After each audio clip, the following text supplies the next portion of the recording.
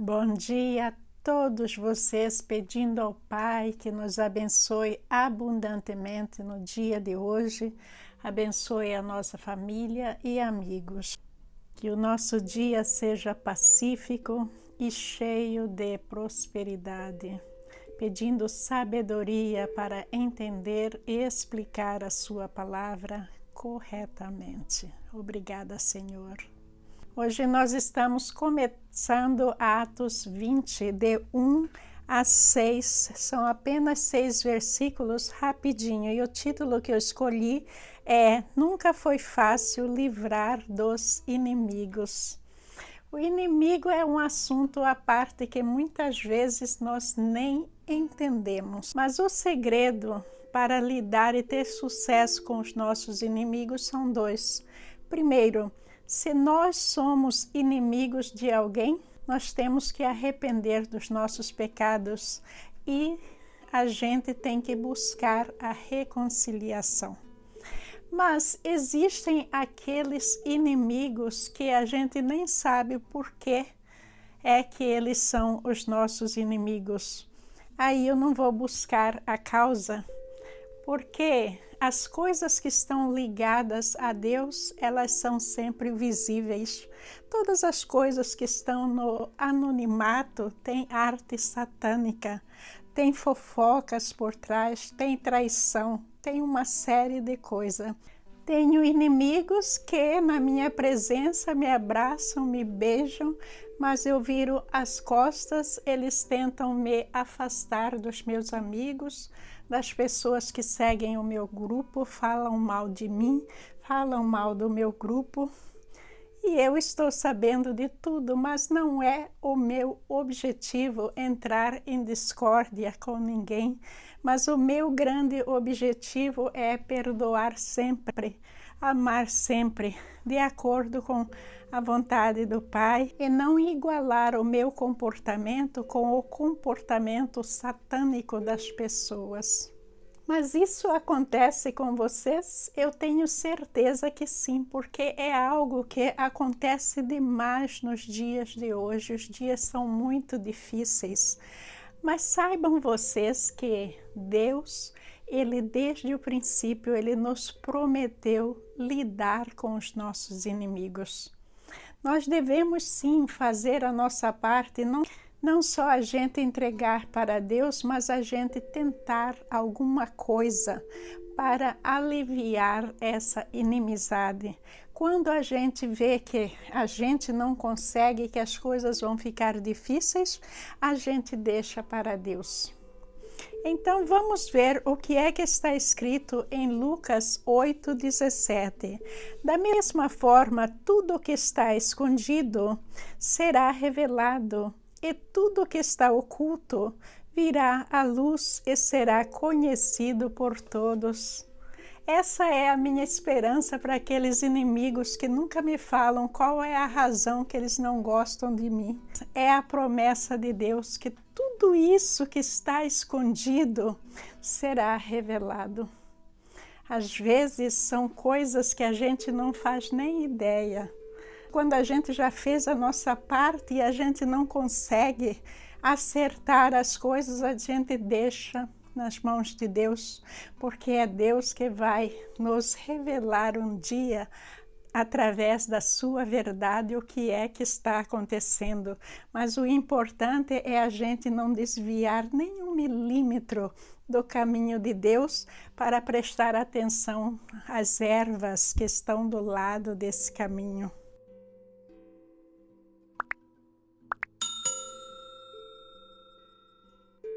Então, nós continuamos no nosso caminho, amando, fazendo o bem, orando por essas pessoas. E agora vamos à leitura de Lucas 6, de 27 a 28. Mas a vocês que me ouvem, eu digo, amem os seus inimigos, façam o bem a quem os odeia, abençoe quem os amaldiçoa e orem por quem os maltratam. Veja que a gente tem que obedecer a Deus. Obedecendo a Deus não tem erro, não tem infelicidade. A gente faz exatamente como Ele está nos dizendo para fazer. Essa é a recomendação dele. Por que é que nós não agimos dessa maneira? É difícil? Sim, é muito difícil. Por quê? Porque nós temos aquele amor próprio, nós temos o nosso orgulho. Mas sabe que é por isso que a gente está aqui na Terra, a gente tem que perder tudo isso. O amor próprio, o orgulho, a gente tem que deixar aqui na Terra. São coisas satânicas. E a gente tem que voltar para o amor verdadeiro de Deus. A gente tem que desvencilhar pouco a pouco dessas coisas. Porque quem vai vingar os nossos inimigos é Deus, é Jesus Cristo, está na sua promessa. Então nós temos que declarar que nós estamos aguardando para que Ele cumpra a sua promessa sobre nós, e Ele vai cumprir.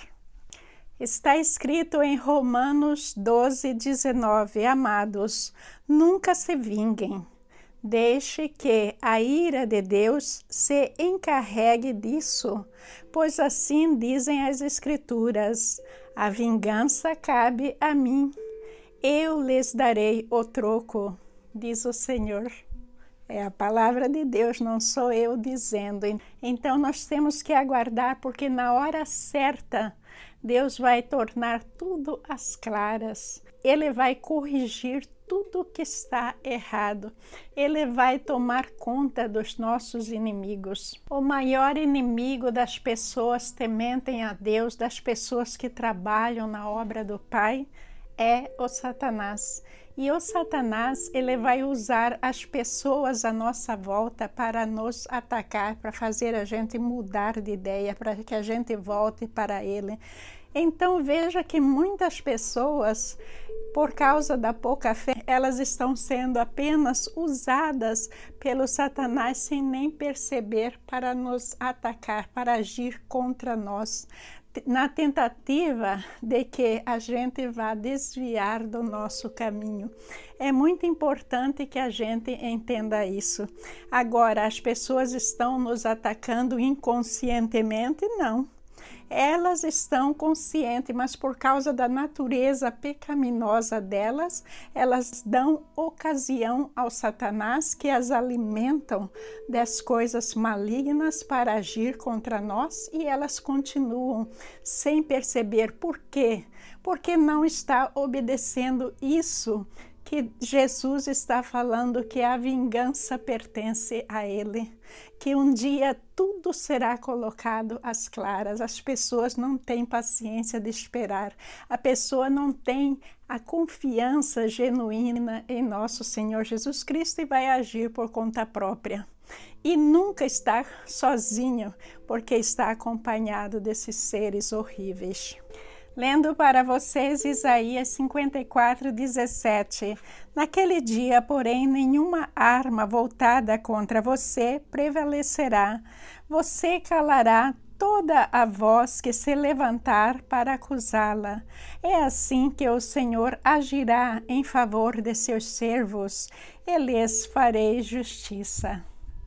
Veja que Deus está nos prometendo algo maravilhoso, de que Ele vai nos proteger, de que nada que se levantar contra nós irá nos prejudicar.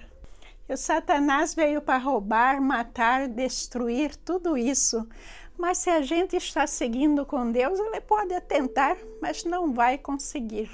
Não vai conseguir, porque nós estamos sobre a proteção de Deus. Então, meus amigos, vamos continuar com a palavra de Deus e depois eu voltarei com as explicações. Prestem bastante atenção, vocês vão ver que mais uma vez o apóstolo Paulo vai fugir dos seus inimigos. Veja que o apóstolo Paulo tem, uma vez após a outra, como no efeito dominó, se livrado dos seus inimigos e continuando aquilo que Jesus pediu a ele que fizesse. Ele está perseverando e ele não está caindo nas armadilhas satânicas dos seus inimigos. Muitas vezes o apóstolo Paulo teve até que fugir para não entrar em atrito com os judeus. Ele fugiu sim, mas o importante é que a boa nova não parou de ser anunciada. Ele continuou perseverando, mesmo batido, mesmo sem condições, ele continuou. Então, isso é um exemplo maravilhoso para nós. Nós temos que pensar no apóstolo Paulo quando lidando com os nossos inimigos. Então, vamos à palavra de Deus. Leitura de Atos, capítulo 20, versículos de 1 a 6. Cessando o tumulto, Paulo mandou chamar os discípulos e, depois de encorajá-los, despediu-se e partiu para a Macedônia. Viajou por aquela região, encorajando os irmãos com muitas palavras, e por fim chegou à Grécia, onde ficou 3 meses. Quando estava a ponto de embarcar para a Síria, os judeus fizeram uma conspiração contra ele. Por isso decidiu voltar pela Macedônia. Sendo acompanhado por Sópatro, filho de Pirro de Bereia, Aristarco e Secundo de Tessalônica, Gaio de Derbe e Timóteo, além de Tíquico e Trófimo, da província da Ásia. Esses homens foram adiante e nos esperaram em Troade. Navegamos de Filipos após a festa dos pães sem fermento, e 5 dias depois nos reunimos com os outros em Troade, onde ficamos 7 dias. O que estava acontecendo é que o apóstolo Paulo estava iniciando a sua viagem de volta para Jerusalém. E ele vai passar por regiões que ele já tinha estado antes. Por quê? Porque essa é a rota marítima que ele tinha que pegar para chegar a Jerusalém. E daí ele vai ficar na Grécia por 3 meses. Infelizmente, vocês estão vendo aí que os inimigos do Paulo são os seus próprios compatriotas, os judeus, que o apóstolo Paulo era judeu. Então, esse mesmo povo era o inimigo dele. O apóstolo Paulo estava tentando redimir os seus inimigos, tendo algumas vitórias, mas a maioria deles estavam contra o apóstolo Paulo. E quando o apóstolo Paulo percebeu que ele estava em perigo, ele cancelou a sua rota de viajar da Grécia até a Síria. Em vez disso, ele vai para o norte, viajando pela Macedônia. O que ele fez? Ele cruzou o oceano e pegou lá um outro barco e foi para a Ásia Menor. Isso causou um atraso na viagem e ele não pôde chegar em tempo na Palestina para a Páscoa. Esses homens que estavam aguardando por Paulo em Troade eram representantes de igrejas que o apóstolo Paulo já tinha passado antes. Então, eles estavam aguardando Paulo ali. Eles estavam se voluntariando para acompanhar Paulo até Jerusalém. Lembrem-se que o apóstolo Paulo estava interessado em ir em Jerusalém para pagar o seu voto, que era o voto nazireu. Vocês se lembram disso? Pois é, algumas lições passadas. Graças a Deus, agora o apóstolo Lucas vai reencontrar o apóstolo Paulo. Porque lembrem-se no passado que Lucas ficou para trás, porque Lucas era um gentio. E o apóstolo Paulo e Silas foram obrigados a deixar Filipos. Então Lucas continuou ali na região de Filipos, pregando a boa nova, enquanto Paulo e Silas foram em frente pregar em outras regiões. Como é que eu sei que o apóstolo Lucas estava encontrando Paulo ali? Será que vocês perceberam na leitura que houve uma mudança na narração? Temos que prestar atenção nesses pequeninos detalhes, porque subitamente ele vai falar: navegamos de Filipos após a festa dos pães sem fermento, e 5 dias depois reunimos com os outros em Troade. Vejam aí, navegamos, nós navegamos, quer dizer que Lucas estava se incluindo nessa viagem. Lucas é o autor de Atos.